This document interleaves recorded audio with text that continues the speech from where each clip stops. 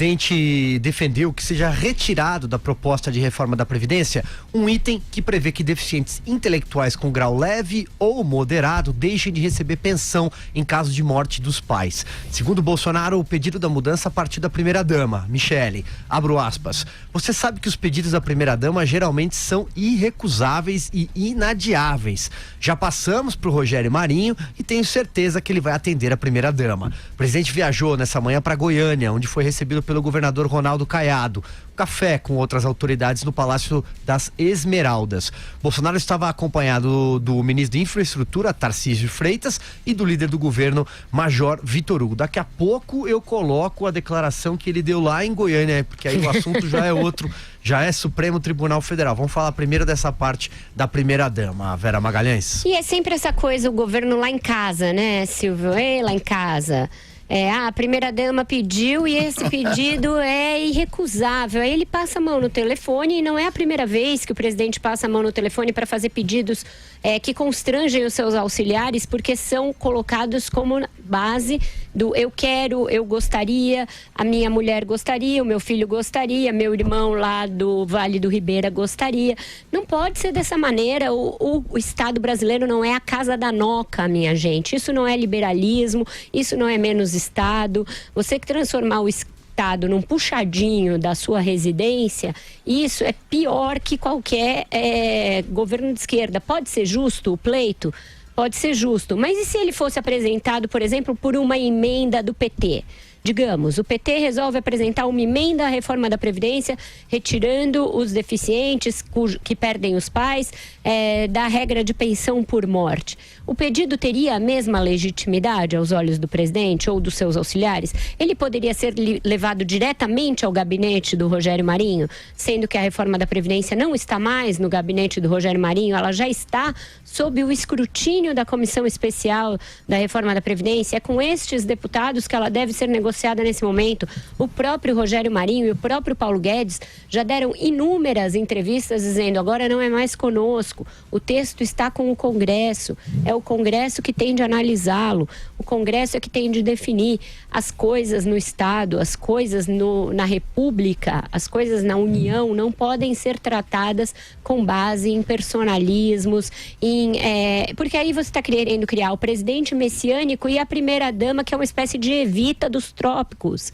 Não é dessa maneira que a coisa tem de funcionar. Você está querendo transformar a primeira-dama numa benemérita, criar um personagem em torno dela, criar uma narrativa em torno dela às custas de bilhões, porque não se fez nenhum cálculo de quanto isso custará ao projeto da Previdência. As coisas estão no projeto por uma razão. Para elas saírem, para elas serem alteradas, isso depende de uma negociação com o Congresso e de uma votação dos deputados que vai levar a decréscimos naquela economia.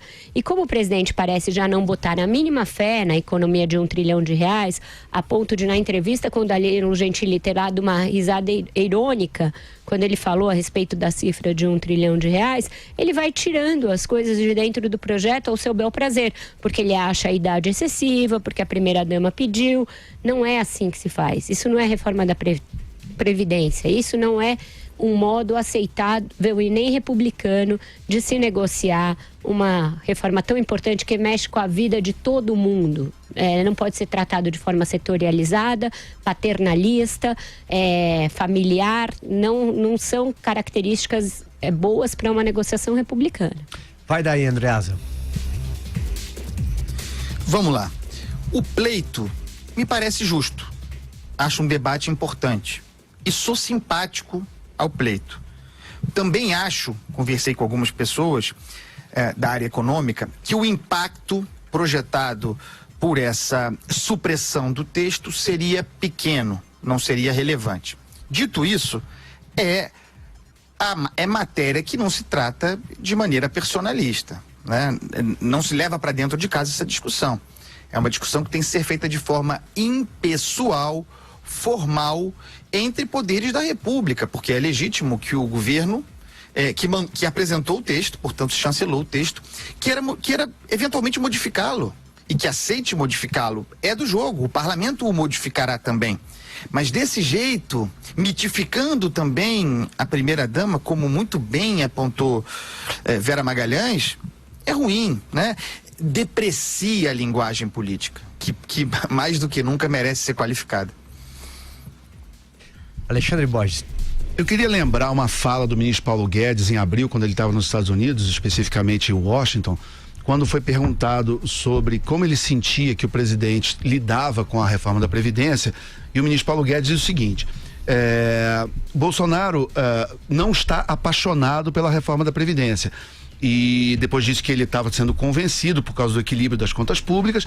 E aí Paulo Guedes diz o seguinte: estou abrindo aspas para o Paulo Guedes, como diria o meu amigo Silvio Navarro.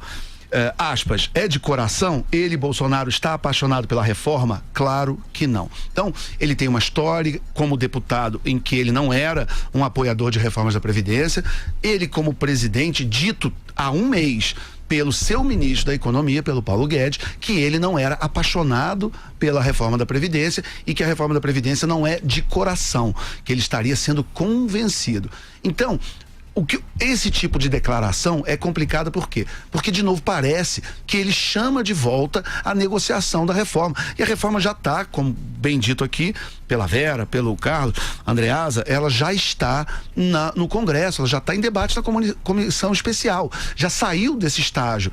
Então, claro que a comissão especial é o fórum de debate, é onde o Congresso Nacional e as diversas forças e as diversas ideias políticas do país estão representadas, e é o fórum adequado neste momento para esse tipo de discussão de mérito. É para isso que serve a comissão especial. Primeiro passa pela CCJ para ver se aquele projeto está dentro da Constituição e respeita o marco legal do país, depois passa para a comissão especial para a discussão do mérito, é onde a coisa está acontecendo agora. Agora, se o presidente fica fora, dando palpite, tendo ideias, fazendo quase que um brainstorming e tendo ideias diferentes sobre uma questão que é a pauta mais importante do país e que envolve tanto dinheiro, pode sim gerar alguma insegurança na sua base, pode gerar alguma insegurança em quem defende a reforma no Congresso e até nos mercados financeiros. Então é bom ter muito cuidado. Eu não tenho problema nenhum que o presidente tenha ideias e ele converse em privado com as forças que o cercam e que apoiam a reforma no Congresso, mas esse tipo de declaração pública